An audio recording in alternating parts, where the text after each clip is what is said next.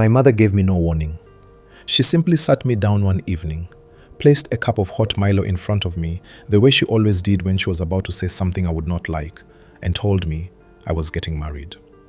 To who? I asked. Ugochi Chukwu, Thomas Chukwu's last daughter. I stared at her. I knew the Chukwus. Everybody in Enugu knew the Chukwus. They lived in the big compound off Ogui Road with a black iron gate. I had seen Ugochi once or twice at family gatherings. She is a quiet, composed woman with dark skin that caught light like polished mahogany and lips that looked like it was always holding something back. I had never spoken to her. I had noticed her though, the way you notice something beautiful, appreciate it, and keep going your way. Mama, I don't know this woman. You will know her. She said simply and sipped her tea. That's why I'm telling you now before we set the wedding date. That was the end of the conversation. Hi, I'm James Decay, Jimmy for short, and I am 33 years old. I run a growing construction company in Enugu, and until that Saturday evening, when my mother called me that I needed to hurry home urgently for something very serious, I had believed I was a man who made his own decisions. How does my mother expect me to marry someone I barely know? I tried to fight it. I told my mother about the woman I had been seeing, Rachel, a teacher from Oka who was comfortable and warm and familiar.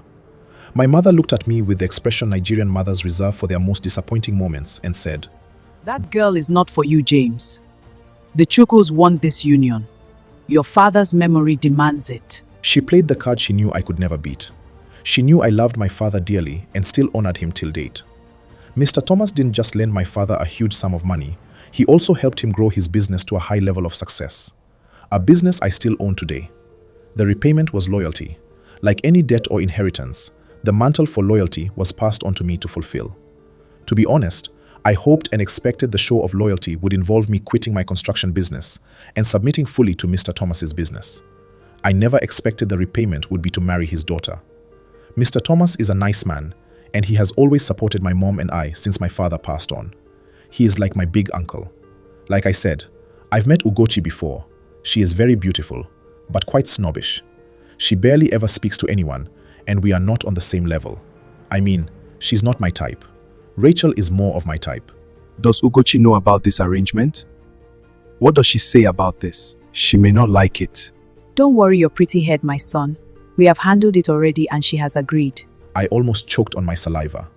Ugochi agreed to an arranged marriage with me? How? Does she even know what marriage means? My mother walked away, leaving me alone in the room with my thoughts. This is really a hard pill for me to swallow. Rachel and I haven't spoken about marriage yet. She wasn't ready to make us official yet, which I understood. I cared for her deeply, so I was comfortable with whatever choices she made, as long as it wasn't marriage. To cut a long story short and spare you the boring details of what transpired after that evening, I finally married Ugochi. I ended things with Rachel on a Thursday. I sat through her tears, feeling like the worst version of myself, which I probably was. The wedding was 4 months later. The first time I truly saw Ugochi was the evening before our traditional marriage. Before now, I barely saw her. She was in New York and I was in Lagos. We didn't call often, just casual messages to get the other's opinion of the wedding preparations. This time, she was sitting alone in a small parlor, away from the noise and the relatives and the drums. She was wearing a plain yellow dress, and she was very still, hands folded, staring at nothing. The dress had thin straps. Her shoulders were bare. She was not trying to be anything in that moment, not performative, not composed, and that undone quality of her was somehow more striking than anything she had worn all day. She looked like a woman attending her own funeral. I cleared my throat. She turned and composed herself quickly. I could see it happen, the way a curtain folds across a window. You don't have to pretend, I said. Not with me. Not tonight. She looked at me for a long moment, but didn't respond. We sat on the sofa at different ends, the silence between us like a barrier. She picked up her phone and started texting. Now, the thing I didn't tell you is that Ugochi was in a relationship before we married. I mean, she didn't openly tell me, but I heard it from Emmanuel, who heard it from a mutual friend of Ugochi's man. The man's name is Tony, and they met in New York. What I don't know is if she broke off the relationship or not. Maybe she was texting Tony just hours after our traditional wedding. To be honest, I don't care. I also took out my phone and texted Rachel. It's been a while since I spoke to her. She messaged me that morning, congratulating me on my wedding. We moved into my house on a Saturday. I had prepared the space carefully, so it looks conducive for someone of Ugochi's status. Although I'm not poor or struggling, I'm not up to the wealth status of the Chukus. I arranged the guest room so it's more conducive for me to sleep in. Ugochi will take my room, which is the master's bedroom. We will maintain separate rooms so we don't infringe into anyone's space. The first week was unbearably polite. Ugochi cooked every evening and always made enough for two, leaving my food covered on the counter. I always ate it. It was extraordinary, the kind of cooking that made you close your eyes involuntarily, that sat in your chest like something holy. I never told her anything about her food. I'm sure she must have heard it countless times. I would carry the empty plate back to the kitchen and wash it myself, quietly. Then I cleaned up the kitchen before she left the room to clean up. The second week, I noticed she read before bed. I could see the light under her door from where I sat working at my desk across the corridor, doing tasks that didn't need doing at midnight. In my room, I lay awake resisting the urge to text Rachel. I thought about her often.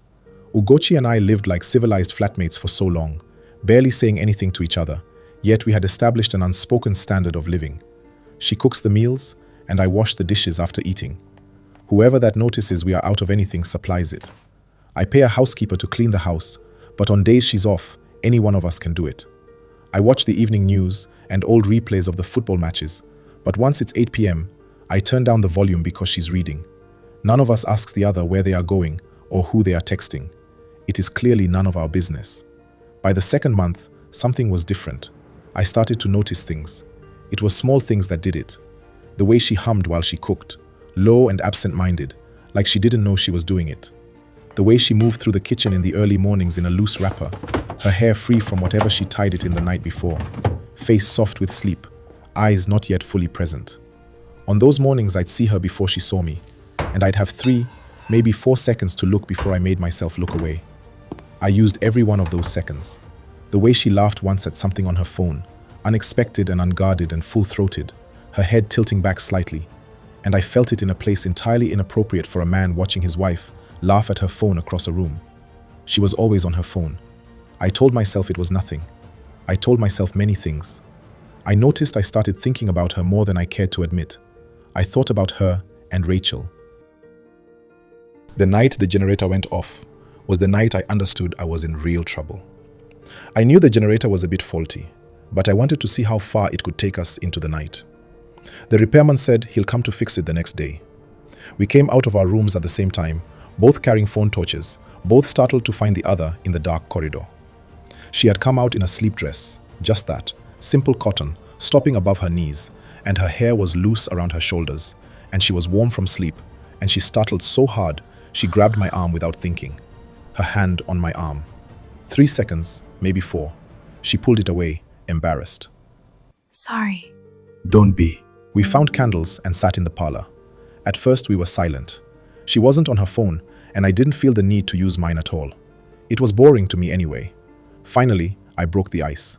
I cracked a joke about how she didn't experience darkness in New York. She laughed and spoke about how New York is. I've been to New York several times, but I just wanted to hear her talk. Without the structure of the day around us, the schedule, the careful distance, we just talked. She told me about her architecture degree she had never used. I told her about the first building I ever constructed that leaked in 3 places and humbled me completely. She laughed again, and in the candlelight, I studied her face the way I had been refusing to study it in daylight, and I thought, this woman is extraordinary, extraordinarily beautiful and very smart. When NEPA eventually restored their mercy and the lights came back on, we both blinked in the sudden brightness. The spell broke. We said goodnight. I went to my room and lay on my back, staring at the ceiling for a long time.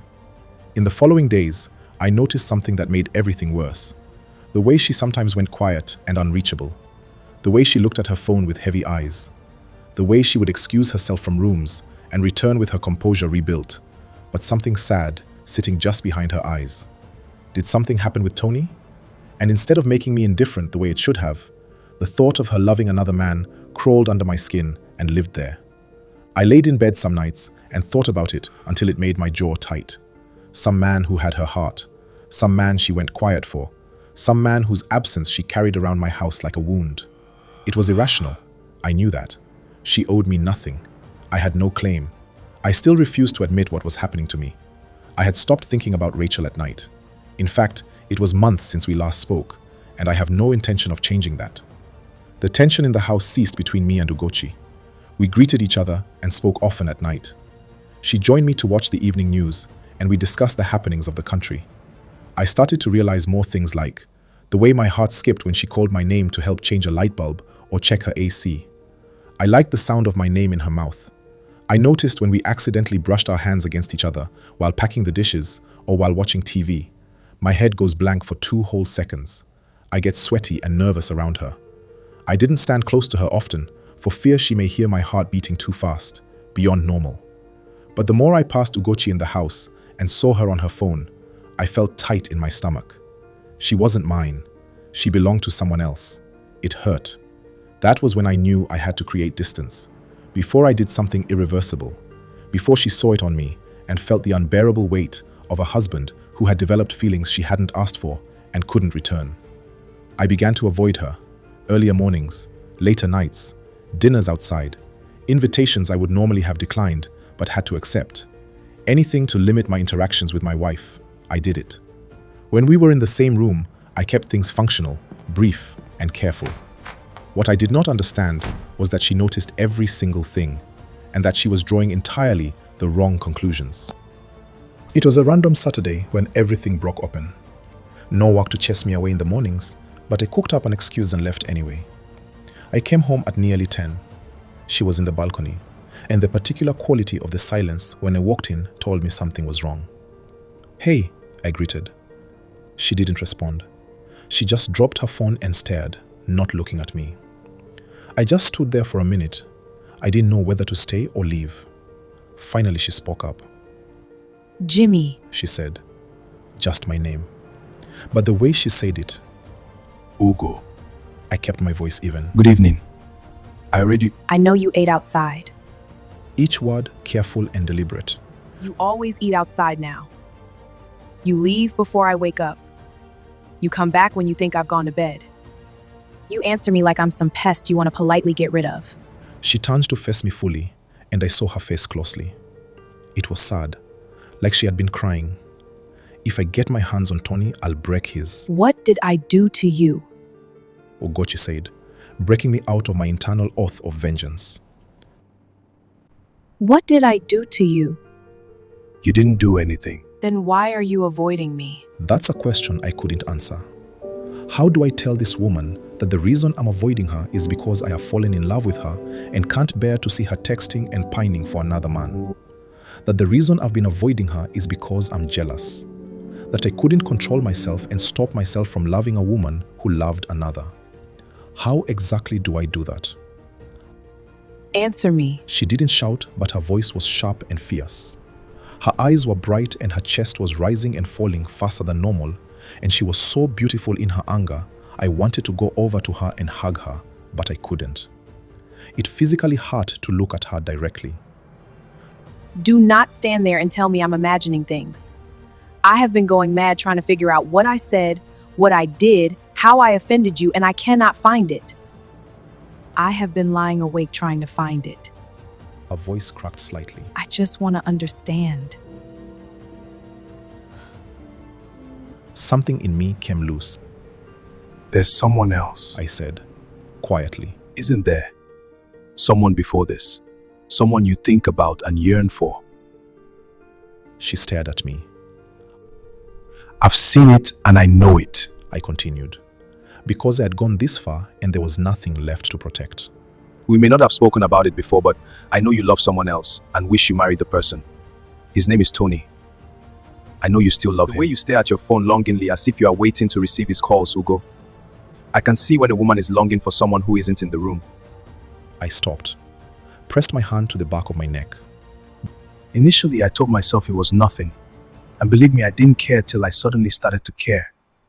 And I found out I cared so much about you and Tony, and I became jealous. I cared too much till I realized it was... The words stuck. I forced them through. It was love. I had fallen in love with you. With the way you sing in the morning, the way you look messy while making breakfast, the way you laugh at comedy skits on your phone. I fell in love with how you smell of lavender perfume and fresh aloe vera. I fell in love with your quiet nature and wisdom. You don't say much, yet seem to say a lot. I fell in love with you, Ugochi. You occupied my mind and my heart every second, minute, hour, day. And worse, it hurt because you don't feel the same way. You love someone else. Someone else I stopped you from having. So I thought it was easier to stay away and save myself the constant heartache. There you have it. That night, I stood on that kitchen floor and bore my heart out to the woman I had fallen for. I let it all out because the weight in my chest was too much already. It was only a matter of time before I collapsed. The silence that followed was unlike anything I had experienced. She was staring at me with an expression I had never seen on her face. When I say staring, I mean directly staring at me. She was looking into my eyes. I felt naked and exposed, but I didn't feel the need to cover up. I wanted her to see all of me. You thought I was in love with someone else. She finally said. Aren't you? Jimmy. My name in her mouth, this time, was the softest I had ever heard it. I don't know the source you get your information from, but you are mistaken. There is no Tony. We broke up last year because we are very incompatible. Do you think I would have agreed to our marriage proposal if I was in love with someone else? She stopped. Her throat moved. The person I always talk to on the phone is Benita, my best friend. You know her. And the reason I stare at my phone is because of this. She showed me her phone screen. It was an unaware picture of me at our traditional wedding.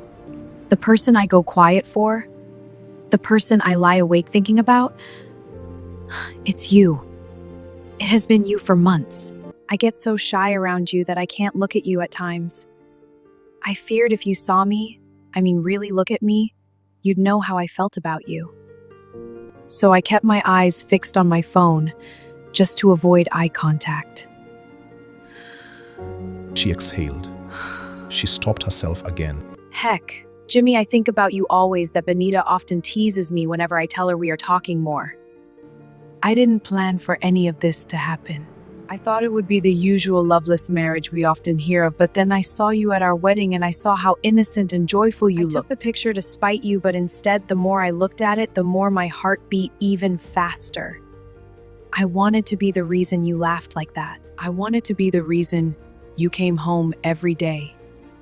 So I learned how to cook. They say the way to a man's heart is through his stomach, so I watched YouTube videos and even bought cookbooks from top Nigerian chefs.